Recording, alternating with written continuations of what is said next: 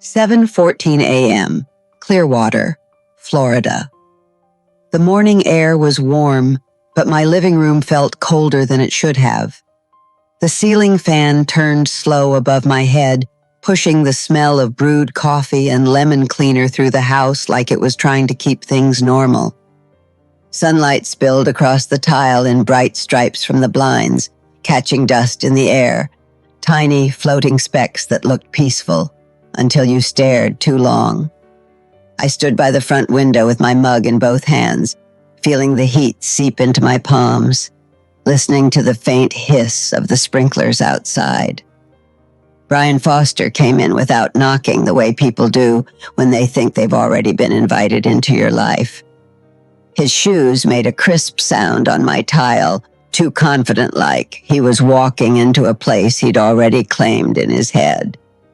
He carried a thin folder under his arm, white and clean, and the edges didn't bend the way paper does when it belongs to someone who's lived with it. He smiled at me like we were sharing a harmless errand, like he wasn't here to change the shape of my world. "Morning, Dorothy," he said, voice smooth, almost gentle. He set the folder on my dining table with a soft tap, like punctuation. "We just need to take care of something quick." I didn't sit. I didn't reach for the papers. I kept my mug in my hands and watched him the way you watch a dog you don't know too well. Calm, still, observant. Slow down, I told myself. People who rush you want you breathing fast enough to stop thinking. Brian flipped the folder open and slid one page forward, the top corner aligned perfectly with the grain of my table. He pointed to a line with the tip of his pen like he was teaching me something simple. "Sign it," he said, quiet, almost friendly. Then his eyes lifted, and the friendliness didn't rise with them. "Or we'll take the house the hard way." The words didn't land like an argument. They landed like a decision he'd already made. For a second, I could hear the fan blades and the sprinklers and my own pulse steady and stubborn in my ears. My throat tightened, but I kept my face calm. "So, this is what you are," I thought. Not helpful, not family, just hungry. I set my mug down carefully, the ceramic clicking once against the table, and looked at the paper without touching it. The print was small, legal, confident, the kind of language that pretends it isn't violence. Brian leaned back in my chair-like comfort belonged to him. "It's the cleanest way," he added, lowering his voice. "No drama, no court, just do the right thing." "The right thing for who?" I asked, and my voice surprised even me. His smile thinned. "For the family," he said, like that word was a gavel. Then his gaze drifted past me toward the hallway, toward the small hook where I always hung my keys the same way. And that's when my stomach dropped, slow and sick. A keychain dangled from his fingers as he shifted, casual, careless. A worn brass key, my brass key, with my little palm tree charm swinging beneath it like it didn't know it had been stolen. My breath went shallow, but my spine went straight. He didn't just bring paperwork, I realized. He brought access. Brian followed my eyes and gave a tiny shrug like the answer was obvious. "We didn't want to bother you," he said softly, "but you've been difficult to reach." I didn't move. I didn't speak. I just stared at that key as the fan kept turning overhead, slow, patient, indifferent, while my home, my safety, and my life clicked into a new shape I hadn't agreed to. Long pause. 7:36 a.m., Clearwater, Florida. His kindness had edges. I just hadn't bled on them yet. The phone rang on speaker thin and metallic, in the quiet kitchen, and Brian Foster watched it like it was an insult. Morning light came through the blinds in pale stripes, cutting across his pressed shirt and the papers spread on my table. He kept one hand resting on the folder, as if paper could pin a person in place. Some men don't threaten you with fists, I thought. They threaten you with procedure. Dorothy, he said softly, like my name was a leash. You don't need to call anyone. I'm here. We're handling this. We, I repeated, letting the words sit there. Who is we, Brian? He chuckled, once small and controlled. The family, he said. Your husband's people. They're worried. You know how it is after someone passes, things get complicated. He leaned forward, lowering his voice into something that could pass as caring if you didn't listen too closely. And I don't want you getting overwhelmed. Overwhelmed. That word always arrived right before someone tried to take something. All this is, he said, tapping the paper, is a simple transfer. Temporary. It's standard. Standard, procedure, temporary. Soft blankets thrown over sharp intentions. What exactly are you asking me to sign? Brian's smile tightened, then recovered. It authorizes a change, he said. The deed needs to reflect the proper beneficiaries. Your husband's kids, they don't want conflict. They just want what's rightfully theirs. Rightfully theirs. My stomach dropped because I knew what the deed said. My husband and I had signed it together years ago when his hands were steady. Brian slid the pen toward me with 2 fingers. A pen, small, ordinary, but it landed in front of me like a weapon. Just sign, he said gently. Then you can grieve in peace. Grieve in peace. As if my grief was a mess he wanted cleaned up. I didn't touch the pen. I let the silence stretch until it made him uncomfortable. The phone rang again, still unanswered, and Brian's jaw tightened for half a second. Who are you calling, Dorothy? He asked, softness thinning into warning. Because if you bring outsiders into this, it gets ugly. Court records, public filings, people talk. I met his eyes.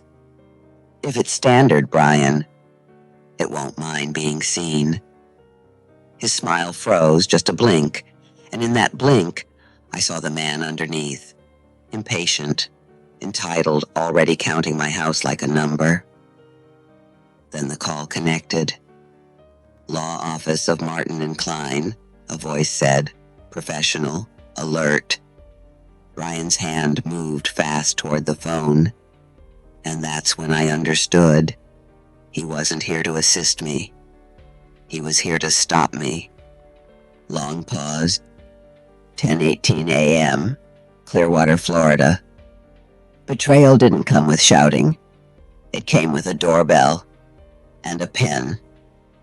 The morning light was bright in that Florida, way too cheerful, spilling across my tile like nothing could be wrong. The doorbell rang once, then again, impatient, confident. When I opened the door, Brian was there with a woman I'd never seen, mid-40s, neat bun, clipboard hugged to her chest like a shield. Behind them, a man waited by the driveway with a small black case. A portable printer sat in his open trunk like they were setting up an office in my driveway. Dorothy, Brian said, smiling like a host. Perfect timing. The woman stepped forward without asking permission. Hi, ma'am, she said flat, practiced. I'm the notary. Notary.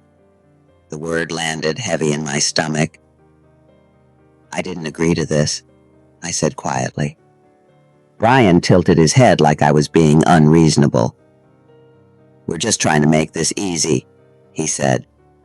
No court, no drama. Just signatures so the family can move forward. move forward like my home was a suitcase they needed packed. My phone buzzed in my pocket. One message from the receptionist's number. Attorney can call you in 20 minutes. Do not sign anything. 20 minutes felt like a lifetime. Brian stepped closer, lowering his voice into that poison-sweet tone. Dorothy, don't make this difficult. People are trying to help you. Help. That word again. You came to my house, I said, steady, with strangers and paperwork. His smile tightened. The house isn't really yours, he said softly, like it should comfort me. It's an estate asset. You're living here, sure. But legally? You're temporary. Temporary. The notary gave a small, polite smile. Ma'am, I'm just here to witness, she said. If you'll have a seat, we can do this quickly. Brian looked into my eyes. Sign. And you can stay, he said, quiet, almost kind. Don't sign, and it gets ugly. The court will look at you like you're greedy. And they'll win anyway. I felt the reflex, the old one step back, keep the peace, swallow the fear. But then I saw the hallway cabinet in my mind, the folder of my life, the place they would search if I let them inside. If I sit down, I'm letting them stage my surrender. I didn't step back. I stepped forward. No, I said. Brian blinked. Excuse me? I said no, I repeated. You don't come to my home with a notary like it's a surprise birthday party. You don't corner a widow and call it help. His warmth finally slipped. You're going to regret this, he said. I can file today. I can get an order. They can remove you. Remove you, like I was an object. My hand wrapped around my phone. Stay calm, stay factual, don't perform. Then file, I said, and say it in front of a judge. Something shifted. The notary's eyes flicked to Brian. The man by the trunk slowed. I lifted my phone where everyone could see. I'm calling my attorney, I said. Brian's face changed fear, brief and pure. Don't, he snapped. I tilted my head. Why? I asked softly.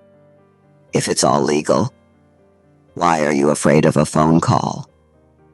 The line began to ring. Long pause. 10:41 a.m., Clearwater, Florida. Aftermath isn't loud.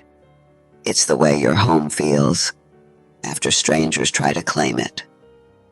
My attorney's voice came through, calm, steady like a hand on the middle of my back. Mrs. Elaine, he said, are you safe right now? I'm at my front door, I answered. He brought a notary. They're trying to get me to sign. Put me on speaker, he said. When I did, the air changed. Not emotionally, legally. My attorney didn't raise his voice. He didn't have to. Identify yourself, he said, and explain why you're conducting a surprise signing at my client's residence. Brian tried to charm the law the way he charmed people. We're trying to resolve this privately, he said. Stop, my attorney cut in, flat and final. Do you have a court order? Yes or no? Brian hesitated. No, he said. Then you have no lawful basis to pressure her to sign anything today, my attorney replied. You will leave. You will not contact her directly again. All communication goes through my office. The notary spoke softly, cautious now. Brian, I don't think I can proceed. Brian's face tightened. This could have been easy, he muttered. Easy for you, I thought. They backed away, and when their car finally pulled off, the street went quiet again. My hands started shaking only after the danger left. Then my phone buzzed, unknown number. Sign today, or the sheriff will remove you tomorrow. My stomach dropped, not because I believed it, because I recognized the tactic. 1:22 p.m., Clearwater, Florida. Preparation doesn't look brave. It looks organized. I sat at my kitchen table with the curtains half drawn, sunlight turning dust into slow, floating sparks. I laid out what I needed like I was setting a table. My deed copy, tax receipts, insurance papers, mail still addressed to me. Proof of life, proof of home. My attorney called again. Treat this like we're building a timeline for a judge who has never met you, he said. So I wrote facts, not feelings. Times, names, threats, the notary, the texts. He wants me emotional so he can call me unstable, I reminded myself. So I'll be precise. Photograph everything, my attorney said, and do not respond to unknown numbers. Then I called the county clerk's office to request the most recent deed activity. A minute later, my phone buzzed again. Same unknown number. We already filed. Check the records. You're too late. Too late. That's what they say when they're afraid you'll arrive in time. 4:11 p.m., Pinellas County Records Office. The air inside felt overcooled and stale. Fluorescent lights washed everyone the same pale color. No warmth, no mercy. Just clean surfaces and quiet tension. I sat at a public computer terminal with my purse strap wrapped around my wrist. Keys tapped. Printers hummed. Ordinary sounds, except my hands felt like they were holding something fragile inside my chest. If he filed something, it'll be here. Ink doesn't lie. People do. At the counter, the clerk typed without looking up. Then her posture changed, just slightly. She cleared her throat. Ma'am, she said, there's a document recorded today related to that parcel. Recorded today. My mouth went dry. What kind of document? I asked, voice calm, like I was ordering something off a menu. A warranty deed, she said. A transfer. Transfer to who? She slid a printed page across the counter and pointed to a line without looking at my face.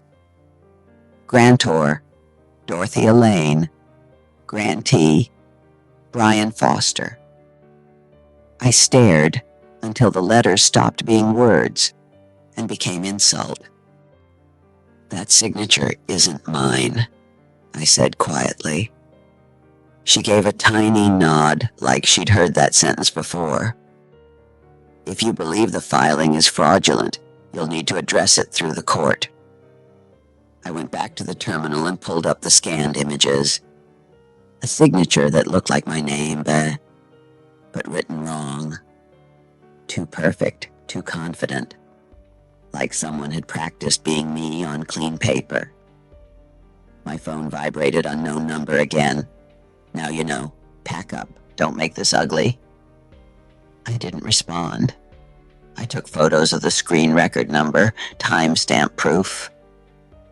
I walked outside into the Florida heat and the sun hit my face like reality. My knees went weak for 1 second, then I steadied myself against the wall. I called my attorney. They recorded a deed today, I said. It says I transferred my house to Brian Foster. His voice sharpened into action. Send me the record number right now. And do not go home alone. If it's recorded, someone notarized it. That's the pressure point. notarized. A person, a stamp, a name. 7:52 p.m., my kitchen table. The light was warm, but the truth on the paper was cold. I spread the printed deed copies flat and weighed them down with a salt shaker so they wouldn't curl. My attorney's voice came through speakerphone calm, clipped, precise.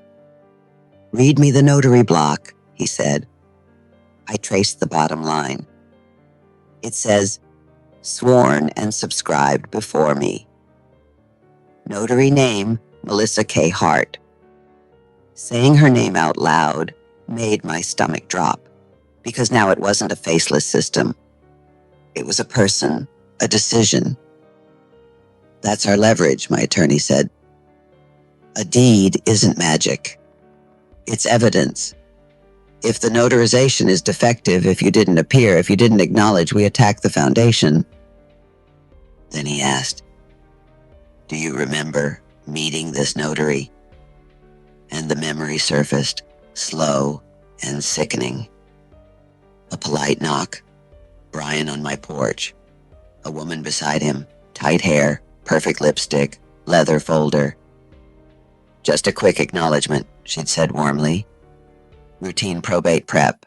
Saves you stress later." I remembered my instincts whispering, "No." I remembered saying, "I'm not signing anything without my attorney."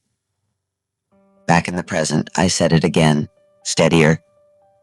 "Yes, she came here with Brian." "Did you sign anything?" my attorney asked. "No," I said. And I meant it. But the deed said I did, which meant only one thing. Someone forged my name, or tricked the system into pretending I acknowledged it. "We file tonight," my attorney said. "Emergency injunction. Lis pendens. We cloud the title so he can't sell, refinance, or use this to force you out." My phone buzzed again. Unknown number. "Tomorrow the locksmith comes." Locksmith. The room felt colder under the warm light. My attorney's voice stayed calm. "Do not open the door for anyone. If anyone shows up, you call me and you call the police." 8:06 a.m., Hillsborough County Courthouse. The lobby smelled like sanitizer, coffee, and other people's fear. Outside, the air was humid. Inside, the air conditioning was aggressive, like emotion was something they wanted to freeze. I walked through security with a thin folder pressed against my ribs like a heartbeat. Brian Foster was already there. Crisp shirt, confident posture. Two people beside him, faces blank like they'd rehearsed neutrality. He stepped close inside my space. "Dorothy," he said softly, as if we were old friends. "I told you not to make this harder than it has to be." My attorney stepped between us without drama. "Any communication goes through counsel." Brian's smile sharpened. "At your age," he said, velvet soft, "you really want to spend your last years fighting paperwork?" "I want the truth," I said. We went into the hearing room, smaller than TV. Beige walls, a ceiling fan turning slow, a court reporter ready to trap every sentence. The judge entered. "Be seated." Brian tried to stand first too fast. "Your Honor." The judge lifted a hand. "Mr. Foster, sit down. Your counsel will speak." His attorney called it straightforward. A properly executed deed. Rightful possession. My attorney stood. "Your Honor, we seek emergency injunctive relief." Mrs. Elaine denies signing or acknowledging any deed transferring her homestead interest. The judge looked at me. "Mrs. Elaine," she asked, "did you sign this deed?" "No," I said. and I did not appear before any notary to acknowledge it. My attorney added the texts, the locksmith threat, no court order, no eviction, just intimidation. The judge's gaze snapped to Brian. "Mr. Foster," she said, "did you send a message threatening a locksmith?" Brian started to talk about my emotions. "Careful," the judge said quietly. "My attorney named the notary, Melissa K. Hart. We request immediate preservation of the notary journal and related records," he said. The judge leaned forward. "I'm granting a temporary injunction," she said. "No one is to enter, remove, change locks, transfer, sell, or interfere with the property until this is fully heard. Any attempt to intimidate Mrs. Elaine will be treated as contempt." Then the sentence that changed the air. "And I am ordering immediate production of the notary journal and related records. If the notarization is fraudulent, I will refer this for criminal investigation." Criminal. Not private shame, not family business. A public line crossed. 10:31 a.m., courthouse hallway. Justice didn't sound like a gavel. It sounded like a printer down the hall. People flowed around us, attorneys, clerks, families holding folders like shields. A copier whined, clicked, whined again. My phone felt heavy in my palm. A message from an unknown number glowed. "I have the notary's journal entry. It doesn't match your ID." My attorney leaned close. "Don't reply with details," he murmured. "Ask for a copy and a signed statement." I typed, "Please send the entry photo and a signed statement of how you got it, date and time." The reply came fast. "Sent to your email. He made me enter it. It's wrong. The ID number is different. Confirmation has a temperature. It makes the air sharper." Down the hall, Brian's voice rose sharp enough to carry. "She's twisting it. She's old. She's—" A woman in a navy blazer approached, badge clipped, posture straight, expression trained. "Mr. Foster?" she called. Brian's smile tried to appear late and crooked. "Yes. Hi. How can I help you?" She didn't smile back. "I need you and your counsel to step into conference room B." "On what authority?" Brian's attorney snapped. "Court referral," the woman said simply. "And we have a preservation request." Preservation, again. That word tightened Brian's shoulders like a rope pulled taut. As they walked him away, Brian flicked his eyes to mine, trying to shame me back into silence. "You think this makes you safe?" he muttered. I didn't raise my voice. "It makes me documented," I said. His mouth opened, then closed. "Because there's nothing clever to say to a record." 9:02 p.m., Tampa, Florida.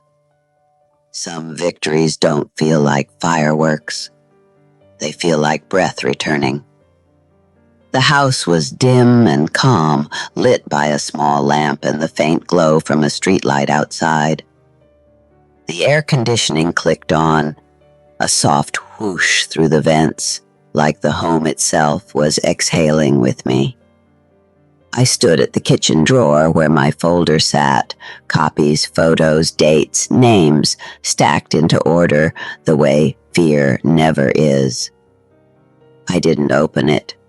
I just rested my palm on the wood and felt the steadiness underneath.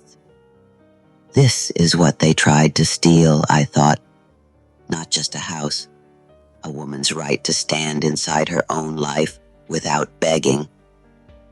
Earlier, the judge had said clear as daylight, You will remain in your home. And for weeks, safety had felt conditional, something I had to earn by being agreeable, quiet, grateful. Tonight, it was written. Tonight, it was enforced. I sat on my couch with a cup of tea I barely tasted and looked at the framed photo on the mantel, me and my husband, squinting in sunlight, laughing at something we can't remember now. I touched the corner of the frame. The glass was cool. The memory wasn't. I held on. I told him silently. I didn't let them rename me. Then my phone buzzed. One last message from the unknown number. He kept copies. There's a folder labeled House Dorothy. If you want, I can tell your lawyer where it is. So it wasn't a mistake. It was a plan, a habit.